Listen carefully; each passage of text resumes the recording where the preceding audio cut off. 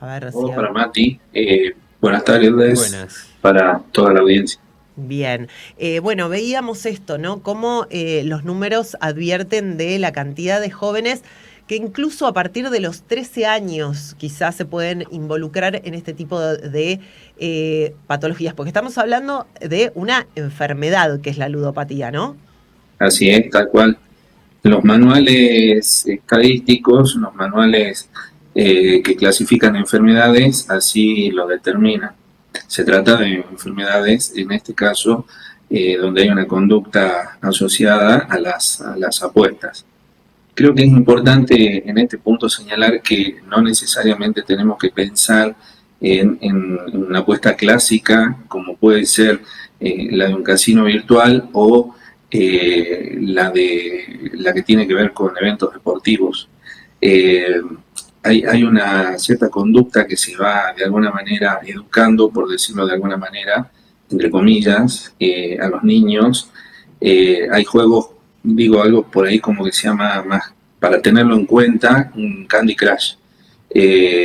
Después de cada pantalla hay una ruleta donde se sortea algo, ¿no? Y ese tipo de mecanismos son los que se van utilizando para hacer más permeable a los niños, para lo que después serán otras apuestas, para comprar beneficios, pueden ser para participar de distintos sorteos dentro del mismo juego. Eso después, por supuesto, que se traslada de manera, le vamos a decir, más profesional y mucho más clara y evidente cuando hablamos de apuestas deportivas. Claro. Bien, o sea, las estrategias que hoy se están usando a través de los soportes digitales es Sí, esto, son los juegos, que sean como muy intuitivo esto, ¿no? Como que es muy fácil ingresar, como que parece sí, eso, te atrapan por el lado eh, eso, ¿no? De que parece como un jueguito inofensivo y en sí. realidad después es algo que termina escalando, ¿no? ¿Cómo es que se genera esta adicción? Esa es una pregunta bien interesante. Eh, en cualquier conducta compulsiva entra en juego lo que se llama el circuito de recompensa. Esto funciona a nivel cerebral. Hay una conducta que una vez que se produce, esa conducta provoca placer. Cuando se asocia esa conducta a un estado de ánimo previo, por ejemplo, entonces si se logra asociar ese estado de ánimo con la conducta y el placer que se obtiene, entonces ahí es donde se va de alguna manera perpetuando ese circuito. Te doy un ejemplo claro. Para los que son fumadores no van a entender y para los que eventualmente ante alguna sensación de angustia recurren a comer un alfajor, un dulce o algo salado, me refiero a eso. Tengo una sensación de ansiedad que se dispara y eventualmente la conducta que se asocia puede ser o prender un cigarrillo o comer algo dulce. Eso provoca un placer y entonces ese circuito es el que tiende a perpetuarse. Bien. Bien. Eh, O sea, acá las la empresas, dopamina juega un rol clave. sí, hay otros A neurotransmisores ver. también que intervienen. Eh, lo interesante es que no necesariamente tiene que haber una sustancia. La marihuana, por ejemplo, ocasiona esa sensación de placer, la cocaína, la nicotina del tabaco también, y así. Lo importante es la sensación básicamente de placer que se genera al ejecutar una conducta. Eso es algo que los neuropsicólogos tienen muy estudiado y las empresas que desarrollan aplicaciones es un conocimiento por el que pagan, por supuesto que fortunas, porque el objetivo que tiene cada una de las aplicaciones es que la persona se mantenga la mayor cantidad de Conecta. tiempo posible dentro de eso. Para eso recurren a diferentes tipos de estímulos, ¿no? Estímulos y recompensas, en algunos casos estímulos y estímulos aversivos en algunos otros, justamente para poder provocar que la persona sienta la satisfacción. por ejemplo, el corazoncito del Instagram, ¿no? Entonces, cuando recibo un like, sea el corazoncito en Instagram o el pulgar arriba de Facebook o la recompensa de la que se trate en la plataforma que sea, se genera ahí un mecanismo de satisfacción, un placer que después se busca repetir y perpetuar. Y cómo se puede trabajar por ahí, si se quiere, como la mirada preventiva, ¿no? Porque se habla todo el tiempo de, bueno, la parte legal, si está prohibido, si no, si se va a sacar una ley, como que toda una cuestión de componentes como muy externos a la vida cotidiana de las personas, pero por ejemplo, no sé, unos padres que están preocupados por los hijos, porque crece, ¿no? Esto a nivel de jóvenes y adolescentes. ¿Cómo se habla del tema? ¿Cómo se trabaja? ¿Cómo se aborda para evitar situaciones como las que veíamos en el video, ¿no? Que un chico o una chica termine, no sé, robándole plata a los padres para hacer una apuesta online? ¿Cómo lo trabajo a nivel cotidiano, por ejemplo? Bueno, es una pregunta bien interesante y yo creo que depende del objetivo que uno busque alcanzar. Ayer, a partir de una conversación que tenía, pensaba en esto voy a poner como ejemplo la guerra contra las drogas. Sí. Lleva más de 100 años y ha fracasado absolutamente. No se puede discutir el fracaso de esa estrategia. Entonces, si uno piensa en la cuestión del prohibicionismo, me parece a mí que deja de alguna manera de tener en cuenta que hay un ser humano detrás que de una o de otra manera intenta satisfacer o calmar una angustia que la propia existencia en determinados momentos de la vida nos enfrenta. Entonces, me parece a mí que no tiene que ver tanto con la prohibición, sino con desalentar la demanda. Bien, para eso, por supuesto que siempre es necesario poder estar cerca si vamos a pensar en los adolescentes, tratar de primero saber qué es lo que les pasa, en qué andan, en qué invierten el tiempo, de una manera, vamos a decir, amistosa y con un sentido de cuidado, no como la policía, el que se pone la gorra y anda vigilando que no haga lío, ¿no? Que no cometa errores también, porque entre, digamos, el abandono y la sobreprotección no son ninguna de las dos, ninguno de esos dos extremos son recomendables en ningún caso. Entonces, decía, tratar de acercarnos a los jóvenes, a las jóvenes, y preguntar también qué es lo que les pasa, qué es lo que las motiva, cómo se comportan con los compañeros, qué hacen los compañeros con el tiempo libre, con el dinero.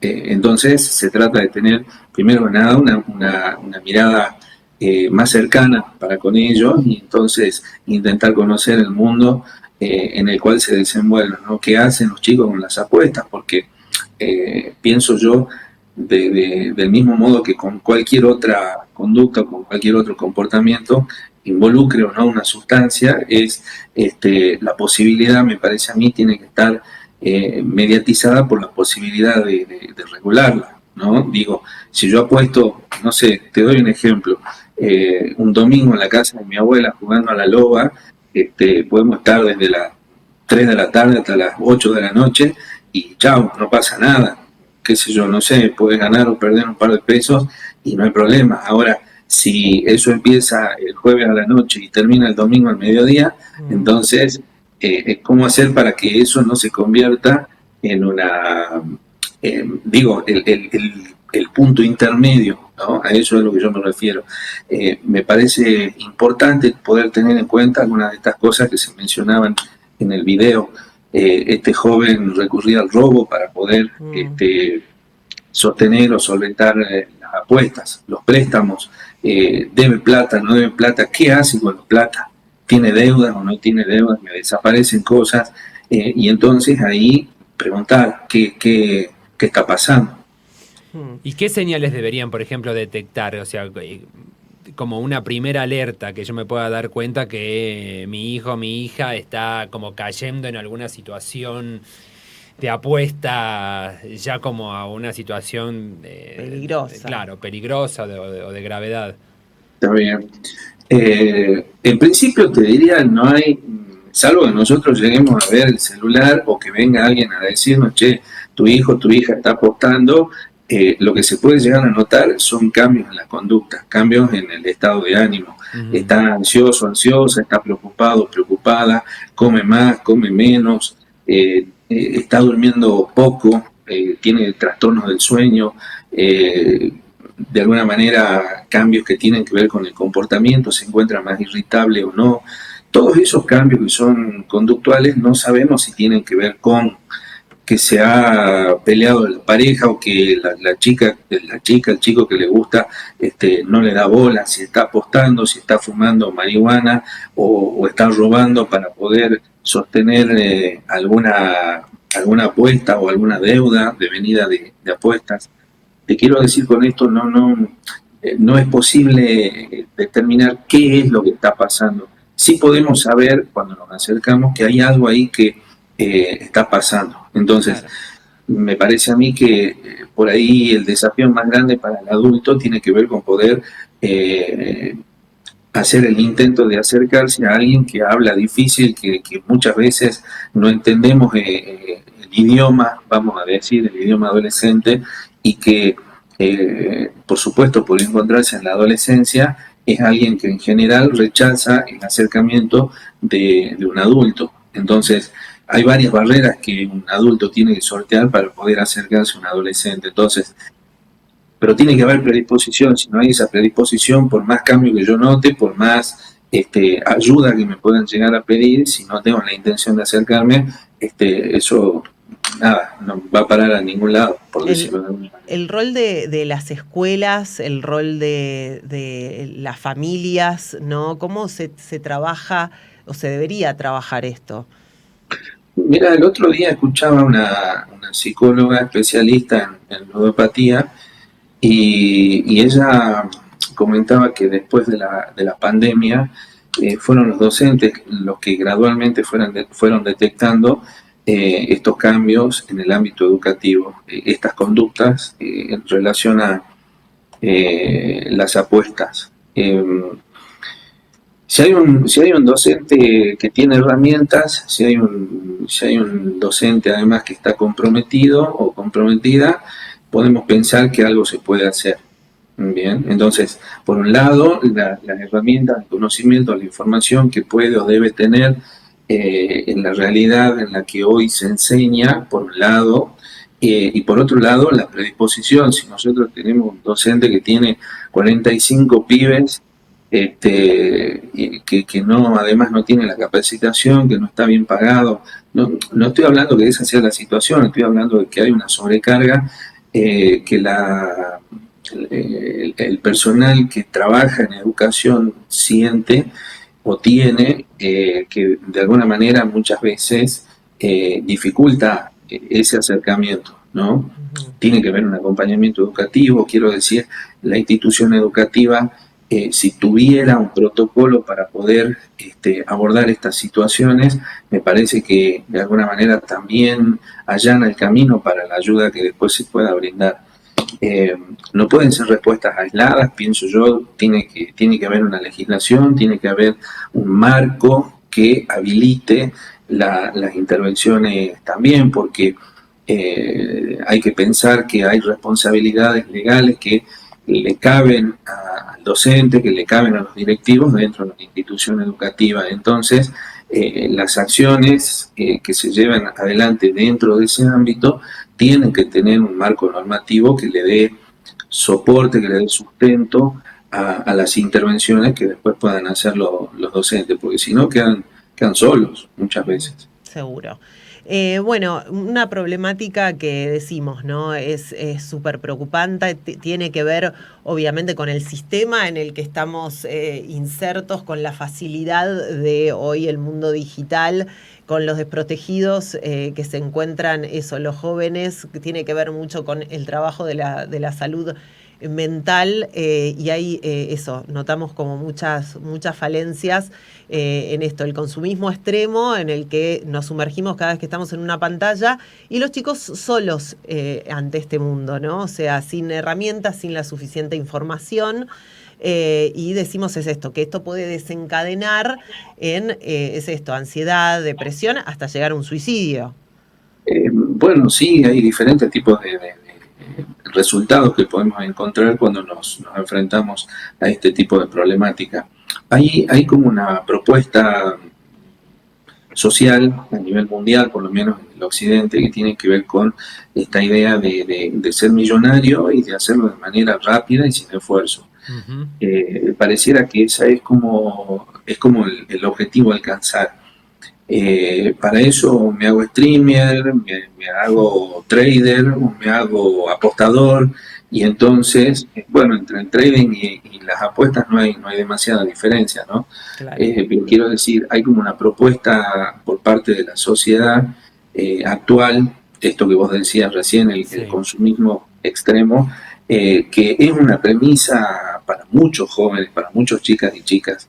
El esfuerzo no es un valor para la mayoría de ellos, y entonces eso que por ahí a nosotros nos enseñaron de que para tener cosas, para poder tener una vida cómoda, por decirlo de alguna manera, había que esforzarse. Eso es algo que cuando uno lo habla con los adolescentes es como te miran así diciendo, "What? No, no entiendo eso, no cabe ese discurso con la lógica que a mí este universo de las redes, este universo de las aplicaciones, me muestran". Entonces, de alguna manera el adulto tiene que estar ahí firme para poder este, proponer o presentar otra realidad posible más cercana de la Tierra, no tan allegada al ideal, por decirlo de alguna manera. Bueno, mira, mientras hablamos, el algoritmo que todo lo escucha ya me promociona una nueva página que hay que llegó a Salta que te permite apostar en el turf, ¿no? Esto mientras hablamos, ¿no? El Claro. algoritmo que todo lo escucha ya me ofrece apostar y jugar desde Salta a través de un sitio online de apuestas hípicas del hipódromo de Palermo. O sea, así todo el Claro, tiempo. Claro. sí. Bueno, estamos siendo escuchados y estamos siendo vistos todo el tiempo. No Pero quiero. digo, como la apuesta, o sea, como los productos y la publicidad vinculada a las apuestas, o sea, está constantemente circulando como que si no pudiésemos Claro. escapar de esta oferta, ¿no? De sí o sí meternos a apostar en lo que sea. Por eso decía recién, uno puede ser, para ser claro también, creo que hace falta legislación que sea mucho más rígida, mucho más sólida, legislación que cuide a los ciudadanos y a las poblaciones vulnerables. En eso hay que ser eh, taxativamente claro, ¿no? Tiene que haber legislación de cuidado. Y eso es una parte. La otra parte tiene que ver con cómo hacemos para después desalentar la demanda, ¿no? De alguna Ujú. manera, desarmar esa idea de que es posible ser millonario haciendo 3 apuestas, y después jubilarme a los 35 años para vivir, no sé, brindando en cócteles en París. Claro, claro, Eh, sí. Es que con el ejemplo de Adorni tampoco ayudó mucho con el tema del pendrive las criptos y todo eso, ¿viste? Hay mucho mensaje ambiguo. Pero te agradecemos muchísimo, nos parece re importante el trabajo ahí que realizan desde Prisma. ¿Cómo hacemos para contactarlos? En la página www.prismasalud.com, ahí van a encontrar la oferta que nosotros tenemos específicamente para el mundo laboral, que, a ver, hay que pensar también que esto que nosotros hablamos y pensamos en los adolescentes son las personas que dentro de 5 años, 10, van a estar insertas o se tienen que insertar en el ámbito laboral. Y también tenemos que pensar en los jóvenes de hasta 30 años. Por supuesto que es la población más vulnerable, ¿no? Pero es la población que hoy por hoy está trabajando en la fuerza del trabajo que hace falta, o que es la que está desarrollando sus actividades laborales en el mercado laboral. Entonces, no es que entraron a trabajar y entonces desapareció el problema, absolutamente todo lo contrario. Muchísimas gracias, Rodrigo. Que tengas buenas tardes.